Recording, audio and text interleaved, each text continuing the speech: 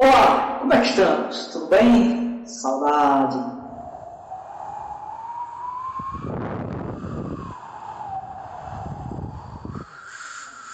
Nesse retorno, nós vamos retomar nossas aulas estudando o capítulo 6, reprodução sexuada e assexuada das plantas. Mas o capítulo não trata só disso. Em outras videoaulas, a gente vai estudar também os grupos vegetais e como é que a seiva circula por dentro das plantas.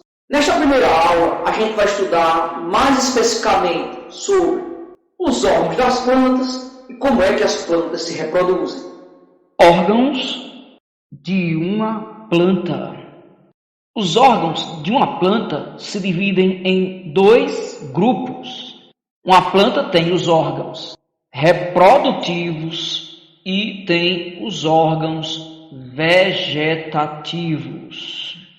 Os órgãos vegetativos são aqueles que mantêm a planta viva. São responsáveis pelo metabolismo da planta, por fazer ela sugar água do solo, conduzir a água e a seiva e promover a fotossíntese, ou seja, manter a planta viva. Os órgãos vegetativos são as folhas, os caules e as raízes. Você, nesta foto, vê aí uma grande variedade de folhas, de caules e de raízes. Os órgãos reprodutivos, como o próprio nome já diz, são responsáveis por perpetuar as plantas, quer dizer, gerar novos descendentes. Geralmente, os órgãos reprodutivos são as flores, os frutos e as sementes. Nas plantas superiores, ou seja, as mais desenvolvidas, as flores, frutos e sementes são responsáveis pela reprodução. Lembrando que existem plantas inferiores, menos desenvolvidas. Neste caso, as plantas não vão possuir flores. Vão existir estruturas especiais, órgãos especiais, que vão produzir células, e essas células vão ser responsáveis pela reprodução desse vegetal. A reprodução sexual das plantas é a mais comum, visto que esse tipo de reprodução ocorre por meio das flores, da polinização e fecundação.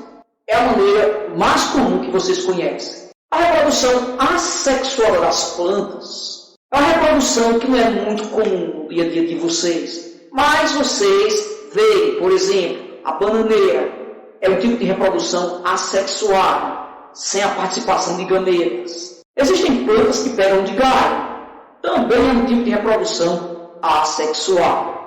Vamos ver como é esse tipo de reprodução. Reprodução das plantas.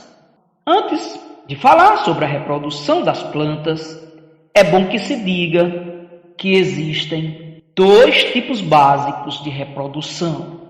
Existe a reprodução sexuada e existe a reprodução assexuada. A reprodução sexuada é aquela que ocorre com a participação, com a presença de gametas. Os gametas são células especiais destinadas à reprodução de seres de reprodução sexuada. Entre os animais, o gameta masculino chama-se espermatozoide e o gameta feminino chama-se ovócito ou óvulo. Já dentre as plantas, a coisa é um pouco diferente. Os gametas das plantas variam de nome.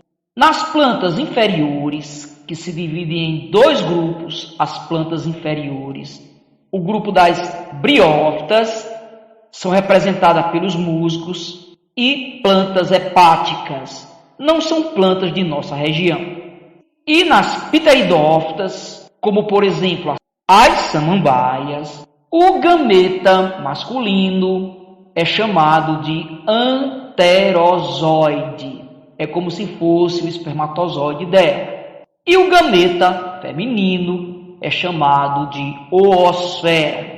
Da mesma forma, é como se fosse o óvulo da planta. Isso nas plantas inferiores.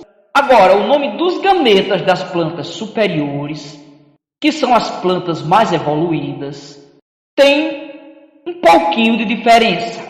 As plantas superiores também se dividem em dois grupos. Existe o grupo das gimnospermas e existe o grupo das angiospermas. Briófitas, pteridófitas, angiospermas e gimnospermas são grupos vegetais que nós vamos estudar mais adiante. Não se assuste com os nomes, é assim mesmo.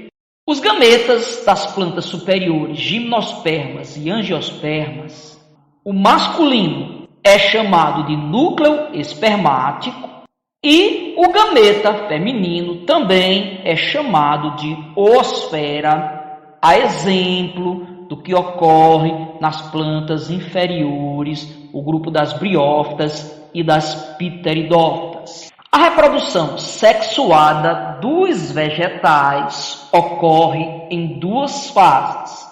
A primeira fase chama-se polinização. O grão de pólen precisa ser levado até a flor fêmea. Esse trabalho geralmente é feito por insetos, mas o vento também é capaz de fazer esse trabalho de polinização.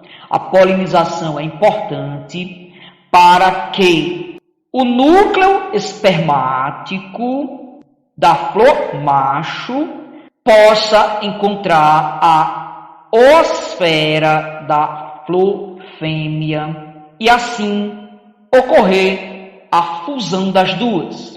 É aí onde começa a segunda fase. A segunda fase é chamada de fertilização ou fecundação. O processo de fertilização ou fecundação, a fase 2, é o processo através do qual ocorre a fusão entre os dois gametas. O gameta masculino da planta com o gameta feminino, dando origem a uma nova célula chamada zigoto. O zigoto, por sua vez, se multiplica sucessivamente até gerar, nesta segunda fase ainda, uma outra estrutura conhecida como embrião. É assim que consiste a segunda etapa, chamada fertilização ou reprodução. Obviamente, para que ela possa ocorrer, o núcleo espermático e a oosfera têm que se encontrar. Isso só é possível graças à polinização. Muitas vezes, numa mesma flor, existe tanto o órgão masculino como o órgão feminino. Mesmo assim, é necessário a presença de insetos ou de vento ou ainda de água para que a polinização venha a acontecer. Reprodução assexuada dos vegetais. A reprodução assexuada ocorre sem a participação de gametas, sem a presença de gametas. Não precisa nem de núcleo espermático, nem de oosfera. A reprodução assexuada das plantas pode ocorrer de diversas maneiras. Vamos citar aqui as três mais comuns, que é a reprodução por meio de touceira ou fiação. Ainda existe um segundo tipo chamado estaquia ou galho. E ainda existe uma terceira maneira, chamada de enxertia. Tipo 1. Na torceira ou fiação, retira-se apenas uma pequena planta que está no tronco da planta mãe, que é a planta maior, e transfere esse fio para um outro lugar, onde existem condições necessárias, terra fofa, arejada, com água e nutrientes. Transfere-se o fio automaticamente começa a se desenvolver e crescer, e com o tempo ele desenvolve um caule subterrâneo, e desse caule nasce novas plantas. Um bom exemplo disso é a bananeira.